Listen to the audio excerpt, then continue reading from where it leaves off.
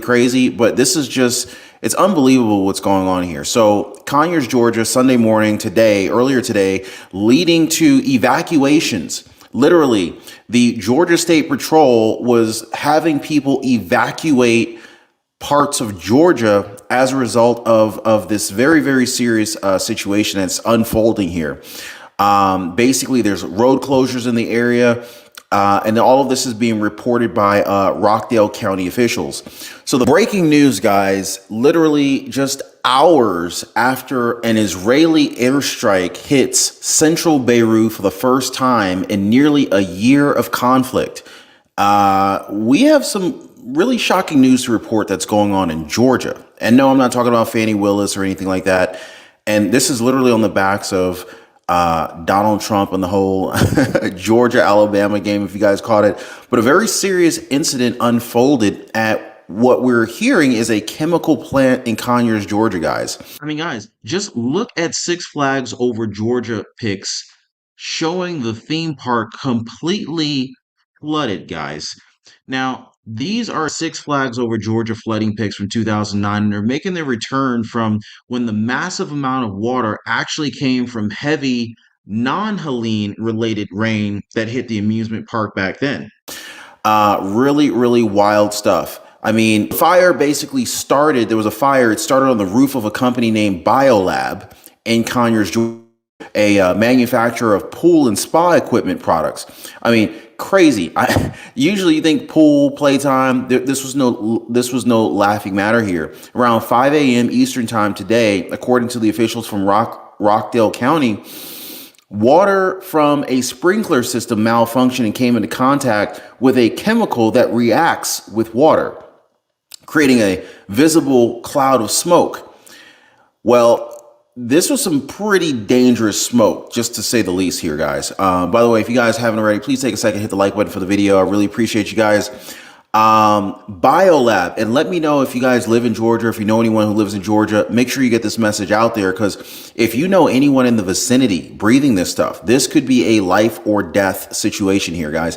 Biolab has not yet responded to requests for comment, but Rockdale County Sheriff Eric Levitt explained in a video posted on Facebook that the fire initially seemed under control, but later reignited.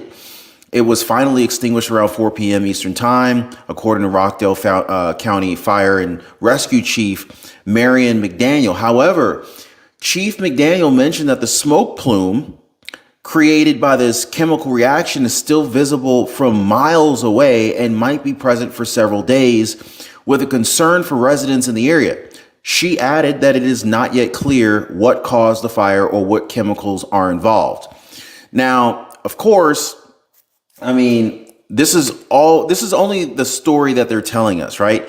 I mean, and the first thing I think is like, don't we have enough problems already in the Southeast? I mean, we just had, what was that? Hurricane Helene? I don't even know how you pronounce the thing. This is just one big, huge, giant mess. And it just feels like the entire Southeast, if not the entire country, is just under attack in every way possible. So this company is a manufacturer of pool and spa treatment products, many of which contain chlorine. I don't know if you guys know anything about pools or maintaining pools, but we bought a house recently, and this house has a pool. And I didn't know anything about maintaining a pool until now. Anyway, whenever you work with chlorine, let's just say chlorine is highly potent. It's very strong. The chlorine smoke is highly hazardous, okay? Chlorine is a very toxic gas that can form a visible smoke or even a mist when it reacts with moisture in the air.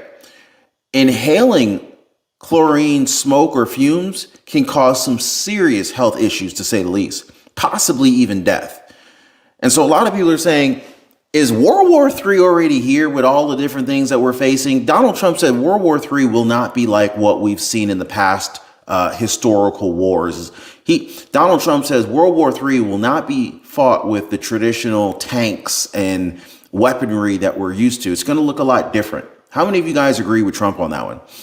But when we look at these plumes of smoke, I mean, like look at this plume of smoke here. Can you imagine driving down the highway and you're just seeing this crazy, huge plume of smoke here?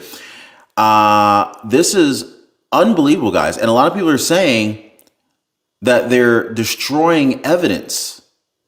And that is what we're seeing.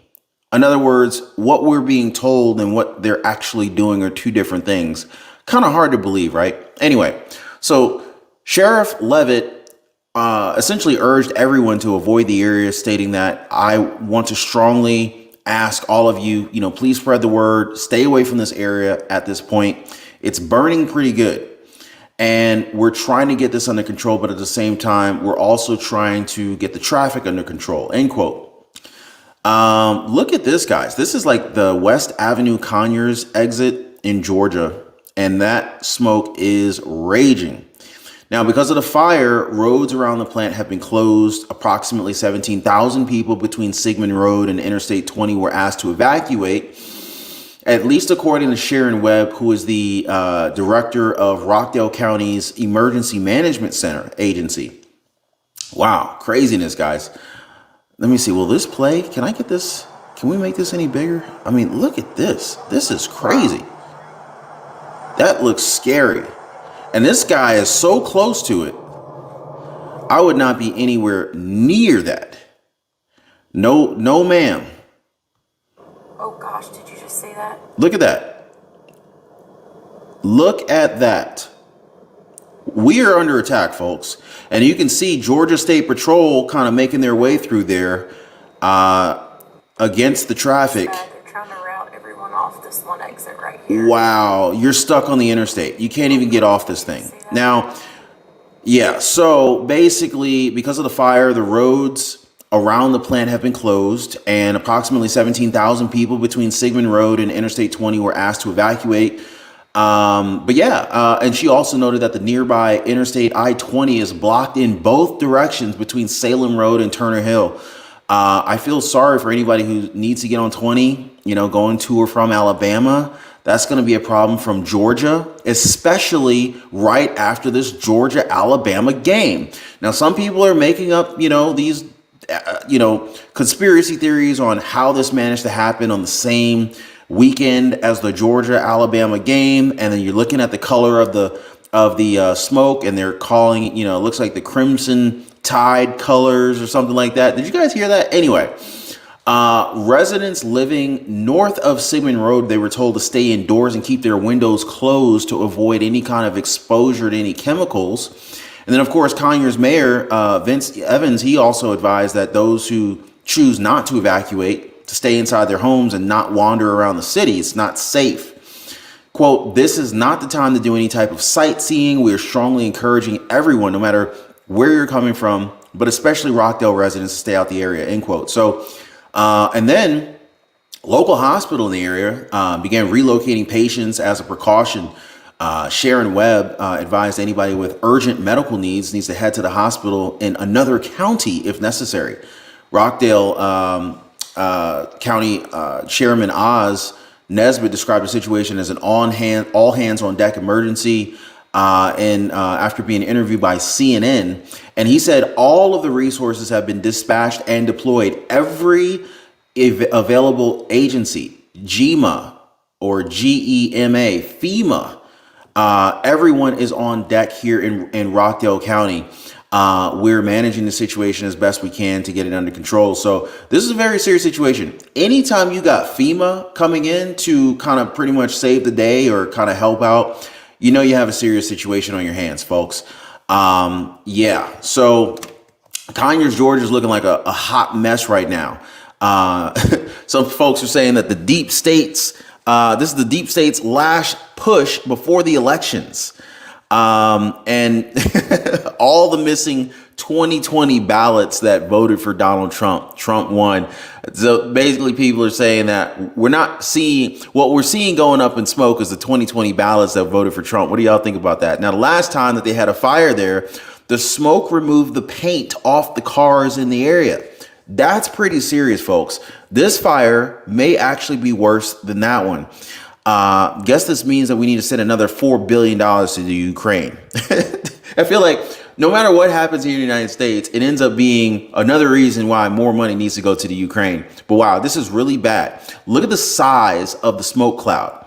I mean, one can only imagine the chemicals that are in this smoke. So a few years ago, I stumbled upon this old, worn out book at a thrift store. It was like a Goodwill or something with a handwritten note inside the cover, and it read, "This changed my life. Hope it does the same for you." So this was just this random note that was stuck inside of this book. Now I was intrigued and I bought it for $1.50. And that little investment, guys, turned out to be the best one I ever made. In fact, the principles in that book literally opened up my eyes to how money really works. And they became the foundation for my journey to financial independence. Now, I'm sharing everything that I learned and more inside the Liberty Pursuit Network, guys. Make sure you click the link in the description down below. Join us today if you're ready to change your life too. Now, guys, keep in mind, 6 hours earlier, Israeli American airstrikes blew up the Al-Hali power station in Hadai, cutting off electricity and starving millions of Yemenis. So this is there's a lot going on here right now, folks. The first apparent Israel airstrike on central Beirut in nearly a year of conflict leveled an apartment building early Monday, just hours after Israeli hit targets across Lebanon, and dozens of people as Hezbollah sustained a string of blows in command structure of its leader, Hassan Nasrallah. You're taking a live look from southern Lebanon near Israel's border as we are following several breaking news stories out of the Middle East at this hour. And thank you for joining us. I'm Stephanie Quinu. Time right now is 1:05 Eastern, 10:05 Pacific. I want to head back live to the Middle East as Israel's military says dozens of aircrafts have struck Houthi targets in Yemen in response to the militants' recent attacks on Israel.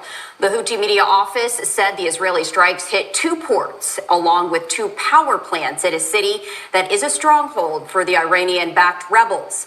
Fire and smoke could be seen in the air over that region after the strikes. This also comes as this morning the Israeli Defense Forces issued a social media alert stating sirens sounded in northern Israel a short while ago as Hezbollah launched another barrage of rockets. And all of this coming on the heels as Hezbollah confirmed the death of a high-ranking official in an Israeli airstrike a day after the Lebanese militant group acknowledged of multiple commanders, including a longtime leader. Now, the statement came hours after an Israeli airstrike on northeast Lebanon, and Israel says it is continuing to carry out attacks on Hezbollah targets in Lebanon. Meanwhile, White House National Security spokesman John Kirby says Israel has, quote, wiped out Hezbollah's command structure with those airstrikes, but warned the militant group will work quickly to rebuild, saying, quote, they will try to recover. We're watching to see what they will do to try and fill this leadership vacuum. Iran's vice president says the country's supreme leader will decide on a response to Israel's strikes on Lebanon, quote, at the appropriate time, making those comments when he attended Hezbollah's office in Tehran to express condolences over the top leaders.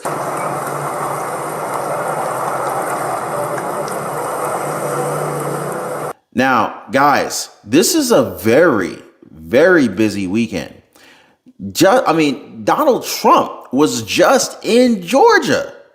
Look at the response Donald Trump and Melania Trump received at the football game on Saturday here in the South. Kamala Harris was allegedly supposed to be running some ads during the Georgia versus Bama game. But I don't know if anybody was paying attention to Kamala Harris's ads, but they definitely for sure were sending a big shout out to Donald Trump and Melania Trump as they hit the field. Check. Donald Trump and Melania are walking the 10-yard line here in the field. And it's like, hey, we belong here. The people want Donald Trump and Melania Trump to come back. What do you say, guys? What do you say? Wow. Yeah, guys. But yeah, so again, this airstrike, it's pretty serious. The airstrike hit a multi-story residential building, according to The area where the strike took place is a primary sunny district with a busy thoroughfare lined with shops and residential buildings. There was no immediate comment from Israeli officials, but earlier Hezbollah confirmed that Nabil Kauk, the deputy head of the militant group's Central Council, was killed on Saturday, making him the 7th senior Hezbollah leader slain in Israel airstrikes in a little over a week. In the Middle East, a senior Israeli official says it's too early to say if Hezbollah leader Hassan Nasrallah led the strike on the group's central headquarters. Welcome back and Alive Now. I'm Austin Westfall. Let's talk about the breaking news that's really been dominating much of our coverage as we've been continuing our coverage of the Middle East. This has been a big deal. Hezbollah leader Hassan Nasrallah being an Israeli airstrike in Beirut. There was a question for quite some time as to whether or not he had actually been. Today, it was finally confirmed that he was among those strikes in Beirut. But it's interesting. They haven't had to pick a new leader in 32 years. And that was when Nasrallah's predecessor was assassinated by Israel. And Nasrallah came to power. So it's not like these are well-oiled gears for replacement of the top personnel, because many of these folks, Al-Shukr, the guy that was taken out, that was the head of their entire military wing, the head of their rocket and drone forces that was taken out, the head of their special operations forces were taken out. These are literally kind of like what could euphemistically be called the OG of Hezbollah. These are the original plank holders of the Hezbollah organization that go back decades and decades. They are literally laying out all of the Hezbollah leaders, guys. And they include the founding members who had evaded death on or detention for decades. So this is big. This is really big. Very, very big, busy weekend. Hezbollah also confirmed that al-Karaki, another senior commander in an airstrike Friday, Nasrallah. Israel says at least 20 other Hezbollah militants, including one in charge of Nasrallah's security detail. The Lebanese health ministry documented at least 105 around the country in airstrikes Sunday.